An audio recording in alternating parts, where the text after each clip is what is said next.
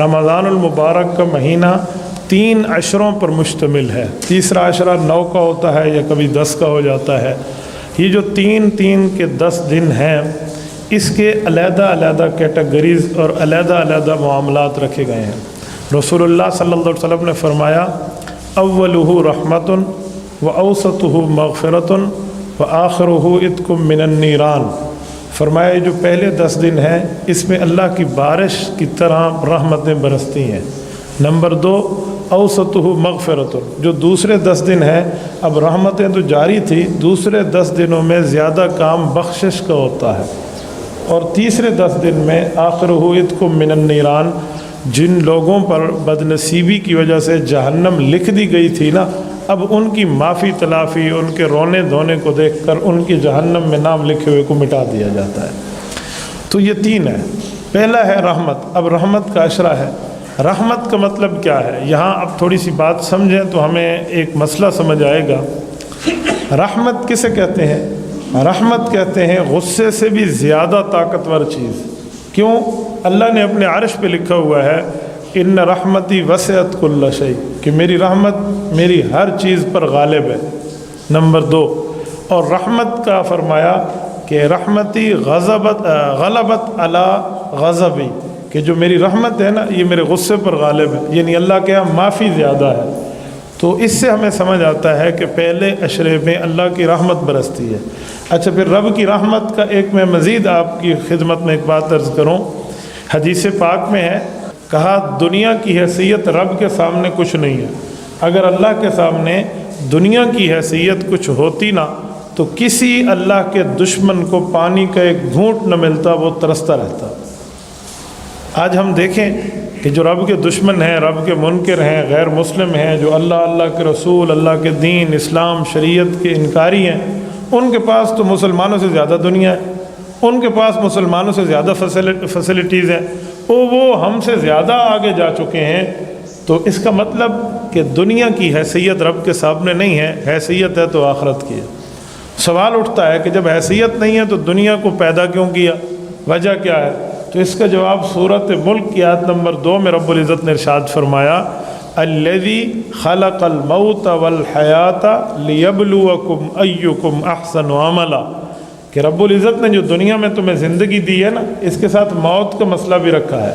تو یہ موت اور زندگی یہ دنیاوی معاملے اس لیے ہیں لیبلوکم ایکم احسن عملا، تاکہ تمہاری آزمائش کی جائے، تمہیں امتحان میں رکھا جائے کہ کون بندہ اچھے اعمال کر کے لاتا ہے۔ یہاں یہ لفظ نہیں ہے کہ زیادہ عمل کر کے لاتا ہے، یہاں اچھے کا لفظ ہے۔ احسن حسن سے نکلا ہے، اور زیادہ کثرت کہتے ہیں۔ تو اللہ نے کثرت نہیں فرمایا کہ اکثر و عملہ، بلکہ فرمایا احسن و عملہ۔ پتہ چلا نوافل کی تعداد زیادہ نہ ہو، تھوڑی ہو، لیکن اللہ رب العزت کے سامنے اخلاص والی ہو۔ نیکیاں اتنے نہ ہوں کہ ہم اس کو ریاکاری کی بوری میں ڈال دیں، بلکہ نیکی اگر کم ہے لیکن ہے اخلاص والی۔ ہاں، فرائض پورے ہونے چاہیے، واجبات پورے ہونے چاہیے۔ تو اللہ پاک نے حسن عمل کی بات فرمائی ہے۔ تو دنیا آزمائش کا گھر ہے، دنیا امتحان کا گھر ہے۔ یہ یاد رکھیں کہ امتحان آتا اس لیے ہے کہ اس کے بعد کی جو نعمت ملتی ہے نا، وہ امتحان کے بغیر نہیں مل سکتی۔ اگر کوئی پوزیشن ہولڈر بننا چاہتا ہے تو اسے امتحان کے مراحل سے گزرنا پڑے گا۔ وہ امتحان کے مراحل سے گزرے گا تب جا کر اس کی صلاحیت کے مطابق اسے انعام دیا جائے گا، یہ فرسٹ ہے، سیکنڈ ہے، تھرڈ ہے، کس پوزیشن پہ ہے۔ تو یہ جو دنیا ہے نا، یہ آزمائش کی جگہ ہے، یہاں ہم نے امتحان کی بھٹی سے گزرنا ہے، اور آخرت جو ہے وہ انعام کی جگہ ہے۔ آپ دیکھیں نا، دنیا میں ہمارے اوپر روزے کا حکم متوجہ ہے، نماز کا حکم متوجہ ہے، زکوٰۃ کا حکم متوجہ ہے، مال ہو تو حج کا حکم متوجہ ہے، باقی معاملات کے احکام متوجہ ہیں۔ آخرت میں کوئی نماز نہیں ہے، آخرت میں کوئی زکوٰۃ نہیں ہے، آخرت میں کوئی روزہ نہیں ہے، آخرت میں کوئی حج نہیں ہے، آخرت میں کوئی 2 رکعت نماز نفل بھی نہیں ہے۔ کوئی چاہے تو پڑھے، کوئی لازم، فرض، واجب، ضروری، لازمی نہیں ہے کہ آپ نے عبادت کرنی ہے۔ عبادت دنیا میں دی ہے۔ جیسے میں آپ کو مثال دوں، ایک طالب علم ہے، وہ 10ویں کلاس کا امتحان دے رہا ہے، وہ امتحان دیتے تک ہر کتاب کو پڑھے گا۔ جب امتحان ہی اس نے دے لیا ہے تو اب اس نے اس کتاب کو نہیں پڑھنا، اس نے کوئی آگے کے مراحل طے کرنے ہیں۔ تو آخرت انعام کی جگہ ہے، آخرت میں کوئی فریضہ متوجہ نہیں ہے، اور آخرت اللہ پاک ایسے بندے کو دیں گے جو دنیا اللہ کی چاہت پہ گزارے گا۔ دیکھیں نا، دنیا میں ایک مثال دیتا ہوں، یہ جو ہمارے آئی بروز ہیں، یہ ہمیں حدیث پاک میں ہے کہ اس کو کاٹتے ہیں نا، جو یوں کریں یوں کریں یوں رکھیں، تو اللہ کے رسول نے ان پر لعنت فرمائی کہ یہ جائز نہیں ہے، یہ غلط ہے۔ اور بخاری شریف کی حدیث ہے، لعن اللہ الواشمات والمستوشمات، وہ عورتیں جو یہاں معاملات میں کمی بیشی کرتی یا کراتی ہیں، ان پر اللہ کے رسول نے لعنت کی ہے اور اللہ نے لعنت کی ہے۔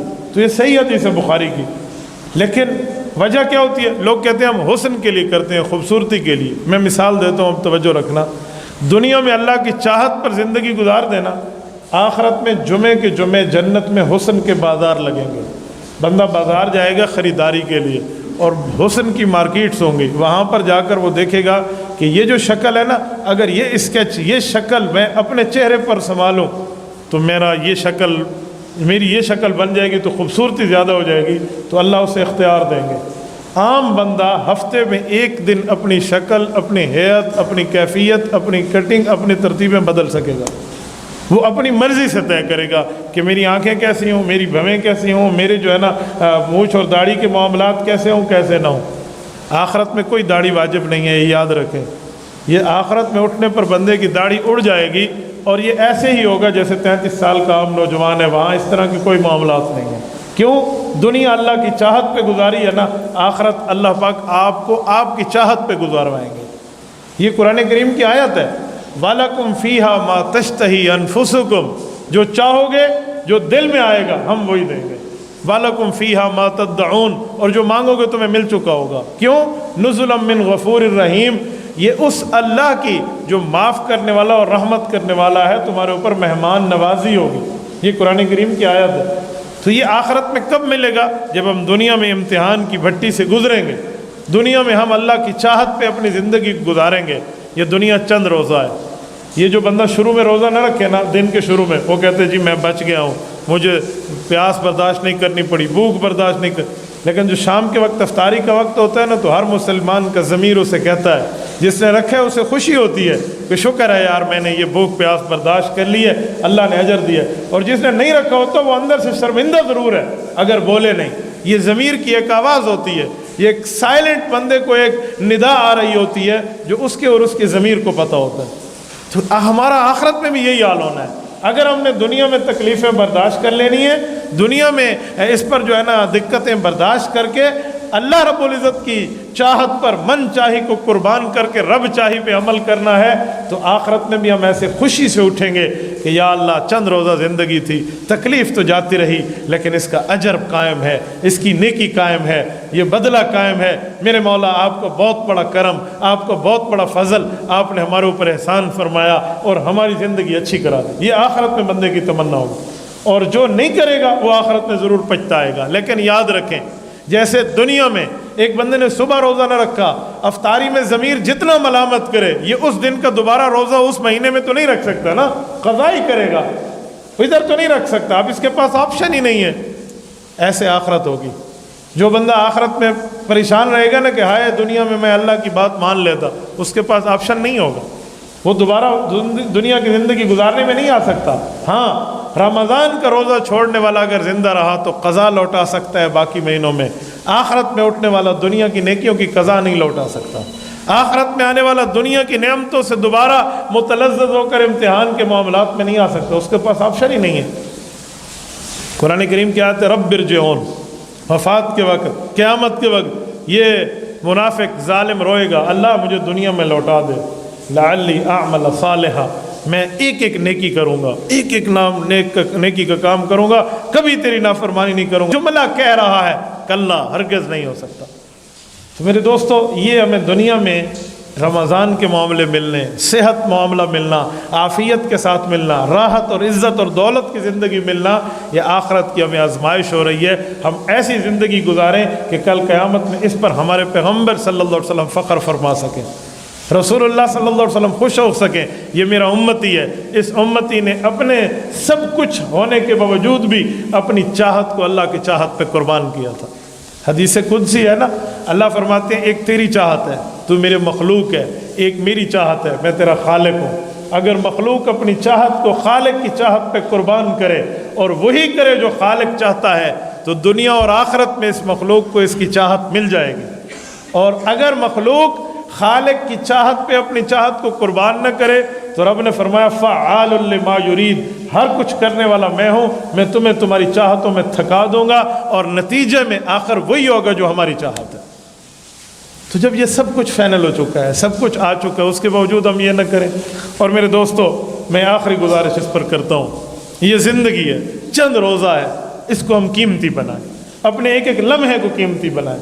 یہ رحمت کا مہینہ شروع ہے اور کتنے مقدس، دیکھو کتنی زبردست بارش، اس سے پہلے اس طرح کی تو بارش ہی نہیں ہوئی جو رمضان میں اللہ نے کرم کیا ہے۔ جن دوستوں نے روزے رکھے ہیں وہ مبارک ہے، جس نے نہیں رکھے اسے چاہیے یار، سردی گرمی سے روزے کا تعلق نہیں ہے، ایمان کی حرارت سے روزے کا تعلق ہے، ایمان کی حرارت سے۔ سب کے لیے فرمایا اس کو نیکی کا بدلہ فرشتے دیں گے اللہ کی طرف سے، لیکن روزے کے لیے فرمایا کہ اس کو میں بدلہ خود دوں گا۔ الصوم لی وانا اجزی بھی، کیا منظر ہوگا جب روزے دار اللہ سے اپنا اجر لینے کے لیے آئے گا، اس اللہ سے جس کو پوری زندگی بن دیکھے عبادت کی، اس اللہ سے جس کو بن دیکھے اللہ رب العزت کی پرستش کی اور اللہ کے احکام کو مانا، آج یہ اس کی دربار میں آ کر اس سے اپنی اجر اور نعمت وصول کر رہا ہے، بہت بڑا اجر ہے۔ اسی لیے ہمیں چاہیے ہم رمضان کے ایک ایک لمحے کو قیمتی بنائیں، ایک ایک لمحے کو ضائع نہ ہونے دیں، روزہ رکھیں، زبان کا بھی روزہ رکھیں، گالیاں بھی نہ ہوں، غیبت بھی نہ ہو، دوسرے کا دل بھی نہ دکھایا جائے۔